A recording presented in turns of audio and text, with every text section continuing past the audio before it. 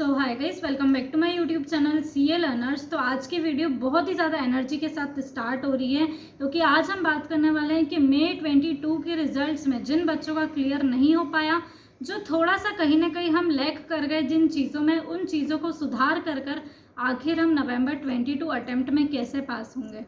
सबसे पहली चीज़ मैं आपको ये बताना चाहूँगी कि अभी आपको ये सोचकर चलना है कि नवंबर 22 is the only and only attempt, उसके बाद कोई भी अटेम्प्ट नहीं है। ये आपकी प्रिपरेशन, ये आपका माइंडसेट जो आपको बनाना है और हमको इसी अटेम्प्ट में क्लियर करना है। और मैं आपको बोल रही हूँ कि आप कर सकते हो, डेफिनेटली आप कर सकते हो। आपको अपने अलावा इस दुनिया में और कोई भी जो है आपको नहीं रोक सकता कि आप नवंबर 22 अटेम्प्ट में क्लियर करो।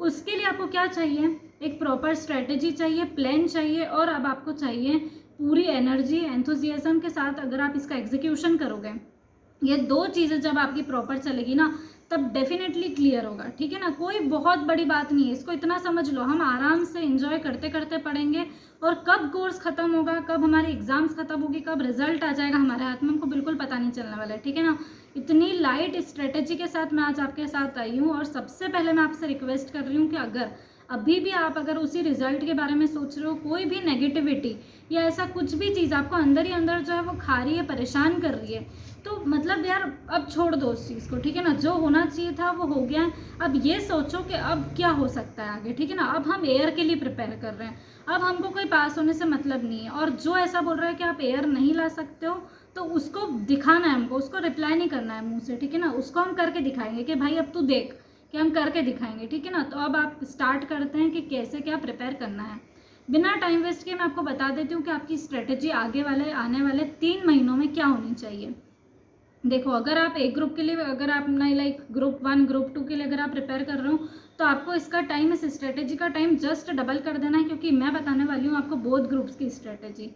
तो मैं आपको स्टार्ट करती हूँ कि कैसे आपको मैनेज करना है। अभी आपके हाथ में फिलहाल 3 महीने, ठीक है ना, 3 मंथ्स 90 डेज, जो कि इनफ टाइम है, मेरे हिसाब से बहुत इनफ है। क्योंकि अब आप वो लोग हो जिनको स्टार्टिंग से जीरो से लाइक बिल्कुल एकदम स्टार्ट नहीं करना है। अब आप आधी मझधार तक जो है वो आपने कवर कर लिए, आधी और पार लगानी है। ठीक है ना, कोर्स जो है आपको पता है, आपको उसका आइडिया है, आपको ओवरव्यू है कोर्स का, हमको बस उसकी पॉलिशिंग करनी है अच्छे से। ठीक है ना, तो अगर अभी आपके जितने भी नंबर आए, 20, 25, 30, 35, जितने भी आपके नंबर आए, 40 भी आए हो सकता है, तो उसमें हमको क्या करना है, थोड़े से और लाके हमको वो जो अपनी गाड़ी है वो 60 पार लगानी है। ठीक है, तो डेफिनेटली हो सकता है। सारी अगर सब्जेक्ट्स की गाड़ियाँ हमारी 60 पार के लग गई ना, तो हम डेफिनेटली जो है एयर भी ला सकते हैं, कोई बहुत बड़ी बात नहीं है। तो स्टार्ट तो मैं मानती हूँ कि अभी आपने लाइक पहले जब पढ़ा होगा तो आपने लेक्चर्स लिए ही होंगे, सारे सब्जेक्ट के आपने लेक्चर्स लिए होंगे, मैराथन्स देखे होंगे, रिविजन्स देखे होंगे, सब कुछ करा होगा आपने।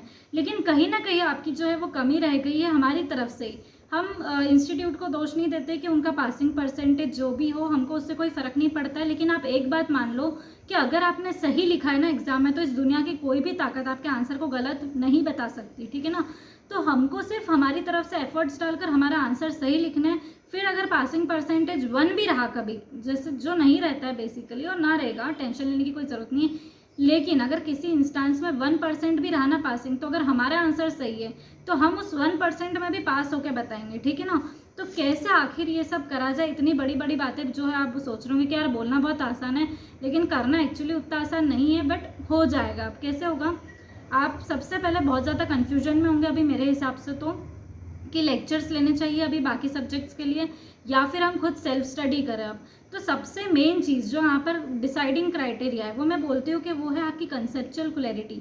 आपने एग्जाम दिए तो अब आपको एक्सपीरियंस है, ठीक है, उस चीज़ का। तो अगर आपको पता है कि आपकी जो दिक्कत है वो एग्जाम के टाइम पे आपको क्या लग रहा था, बेसिक दिक्कत कहाँ जा रही है, मतलब आपकी प्रैक्टिस आप अच्छे से नहीं कर पाए थे, तो उसकी वजह से स्पीड में दिक्कत आ रही है, या फिर आपको क्वेश्चन एकदम देखकर क्लिक हो रहा है कि अच्छा ऐसा है, लेकिन आप बीच में उसको सॉल्व कर रहे हो जब, तो आपका आधी स्टेप्स के बाद आप एकदम ब्लैंक आउट हो रहे हो, आपको कुछ समझ नहीं आ रहा है कि अब क्या होगा।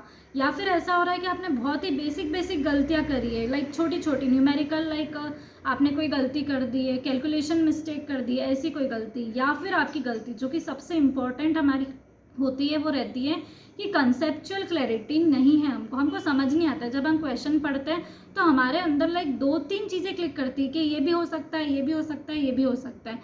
ये सारी ही जो मिस्टेक्स है ना, ये बहुत ज़्यादा कॉमन मिस्टेक्स है और सभी के साथ होती है, ठीक है। तो इसका इलाज क्या है कि अगर आपकी कंसेप्चुअल क्लैरिटी में दिक्कत है, मतलब आपको लग रहा है कि यार मेरे को कंसेप्ट समझ नहीं आ रहा है, एकदम मैं क्वेश्चन पढ़ता हूँ तो मुझे समझ ही नहीं आता है कि इसमें लाइक मैंने जो पढ़ा हुआ है, मैंने इसके रिलेटेड बहुत सारी चीज़ें पढ़ी हुई है इस क्वेश्चन से रिलेटेड, तो मेरे को क्या लिखना है बेसिकली इस आंसर में वो मुझे समझ नहीं आ रहा है। अगर ऐसी कुछ दिक्कत हो रही है आपके साथ तो फिर मेरे हिसाब से आपको लेक्चर्स ले लेने चाहिए, क्योंकि दिक्कत जो है ना वो कंसेप्ट में, आप अभी भी पढ़ लोगे, कितना भी पढ़ लोगे, लेकिन वो दिक्कत अगर कंसेप्चुअल क्लैरिटी नहीं आई तो दिक्कत हमेशा रहेगी। तो आपको फास्ट ट्रैक लेक्चर्स, भले वो प्रैक्टिकल सब्जेक्ट हो या फिर जो हो थ्योरी सब्जेक्ट हो, फास्ट ट्रैक लेक्चर्स यहाँ का सबसे बेस्ट चीज़ रहेगी लेना, क्योंकि रेगुलर लेक्चर्स इतना हमारे पास अभी बेसिकली टाइम नहीं है, ठीक है।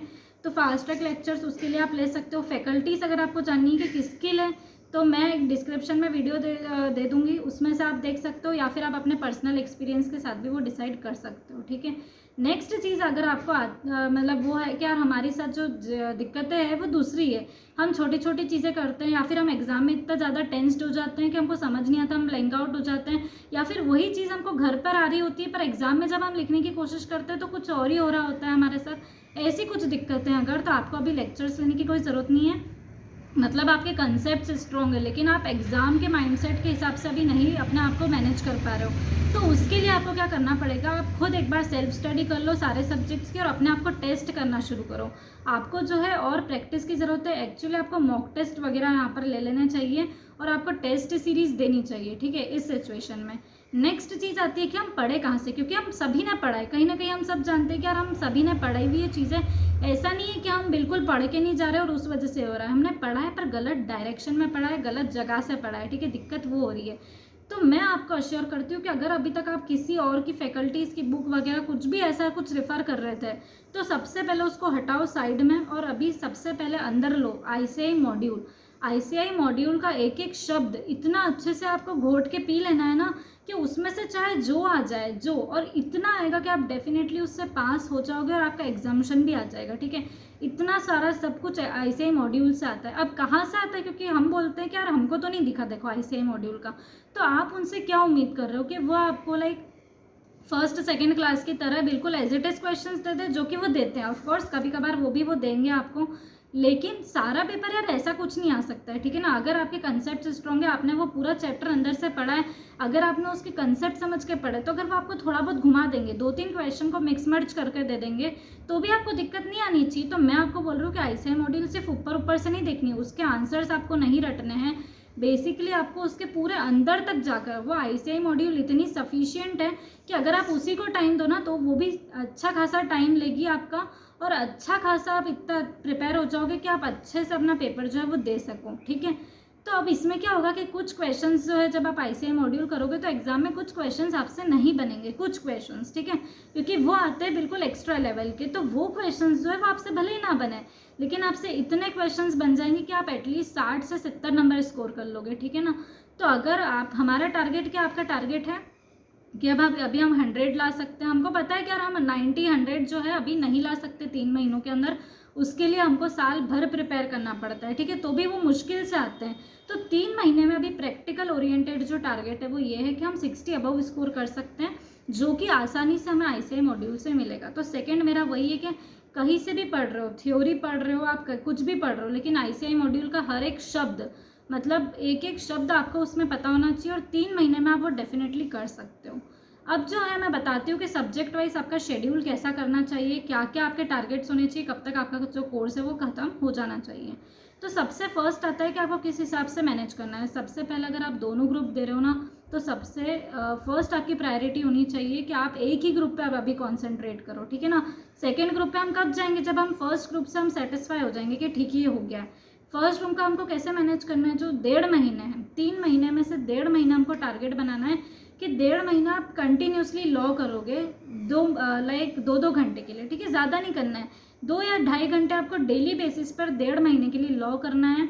और आपको 1.5 महीने में से लाइक 45 डेज में से 20 डेज आपको क्या करना है, अकाउंट्स और डीटी, इन दोनों को मिक्स मर्ज करके 20 डेज आपको वो पढ़ना है। तो आप एक दिन में बेसिकली 3 सब्जेक्ट्स पढ़ रहे हो, ठीक है ना। रात का या सुबह का कोई भी ऐसा टाइम फिक्स कर लो, 2 घंटे जिस टाइम पर आप डेली 1.5 महीने तक वो पढ़ोगे लॉ, ठीक है। सेकंड आपको करना है कि दिन के स्टार्टिंग में अगर आपको लाइक ये चीज़ें समझ नहीं आ रही तो आप मेरा जो डेली स्टडी रूटीन है वो देख लो, उसमें मैंने भी ये 3 सब्जेक्ट्स चलाए थे ऐसे, ठीक है। तो अकाउंट्स और डीटी ये बहुत ही लाइक प्रैक्टिकली मैंने सोच के इन साथ में इनको कंपेयर करा है, क्योंकि डीटी आईडीटी अगर साथ में चलाओगे ना तो बहुत ही कॉन्ट्राडिक्टरी आपके लिए हो जाएगा। तो इसको डीटी और अकाउंट्स को मैंने साथ में पेयरअप करा है। और फिर आपको जैसे 20 दिन में ये कवर हो जाता है वैसे ही आपको स्टार्ट करना है आईडीटी और कॉस्ट के साथ, ठीक है। तो ये 1.5 महीने में आपका ग्रुप 1 कितना एफिशिएंटली कवर हो जाएगा। और 20 दिन इन सब्जेक्ट्स के लिए काफ़ी है लिटरली। और वो जो बचे हुए 5 दिन है तो हर संडे आपको ये करना है कि हर संडे आप नया कुछ नहीं कर रहे होंगे, ठीक है ना। तो अभी पहले आपने जो भी 6 दिन करा है उसी को आप रिवाइज करोगे और अपने आप को टेस्ट करोगे, कोई भी पेपर देके या कुछ भी ऐसा क्वेश्चंस करके जिससे आप अपने बेसिकली रिवाइज कर रहे हो, वो डे रिवाइजिंग के लिए रहेगा। नेक्स्ट मैं आपको बात बता रही हूँ ग्रुप 2 का कैसे करना है। तो ग्रुप 2 में आपको कंटिन्यूसली 1.5 महीने के लिए वही 2-2.5 घंटे के लिए आपको ऑडिट चलाना है। और फिर आपको पेयरअप करना है यहाँ पर साथ में 2 सब्जेक्ट जो कि है होंगे एडवांस अकाउंट्स और EIS, ठीक है। इन 2 सब्जेक्ट्स को आपको साथ में चलाना है। और फिर आपके बचेंगे FME को और SM, तो इन सब्जेक्ट्स को आपको साथ में चलाना है। EIS और SM ये साथ में चलेंगे। EIS SM बेसिकली एक सब्जेक्ट है, ठीक है। तो EIS SM और एडवांस अकाउंट्स इन दोनों को साथ में चलाना है। और FME को और EIS SM में से जितना पोर्शन आपका बच जाएगा जो नहीं हो पाएगा उसको आप पेयरअप कर लेना थोड़ा FME को के साथ, ठीक है। तो ऐसे आपको जो है इन सब्जेक्ट्स को मैनेज करना है। और अब बात मानो मेरी, मतलब विश्वास करो कि 40 डेज़ के अंदर आप डेफिनेटली ये कर पाओगे ग्रुप 2। और ऐसे करके आपका 3 महीने में हो जाएगा। कितना क्या टाइम देना है, एक्चुअली आज की वीडियो बहुत बड़ी हो गई है। कौन से चैप्टर्स आप पहले कर सकते हो, क्या करना है, वो सब कुछ मैं आपको अगली वीडियो में बताऊंगी, जो कि होगा पार्ट 2 बेसिकली, यानी कि ये वीडियो बहुत लंबी नहीं हो जाए। अभी मेरे हिसाब से आपको एक ओवरव्यू मिल गया होगा कि आपको क्या करना है, ठीक है। तो अगर आपको पार्ट 2 चाहिए डिटेल में और जानना है कि हम कैसे क्या प्लान करें तो आप मुझे डेफिनेटली कमेंट सेक्शन में बताओ। और अगर आज की वीडियो आपको पसंद आई है तो वीडियो को लाइक करना ना भूलें, चैनल को सब्सक्राइब करना ना भूलें। So thanks for watching.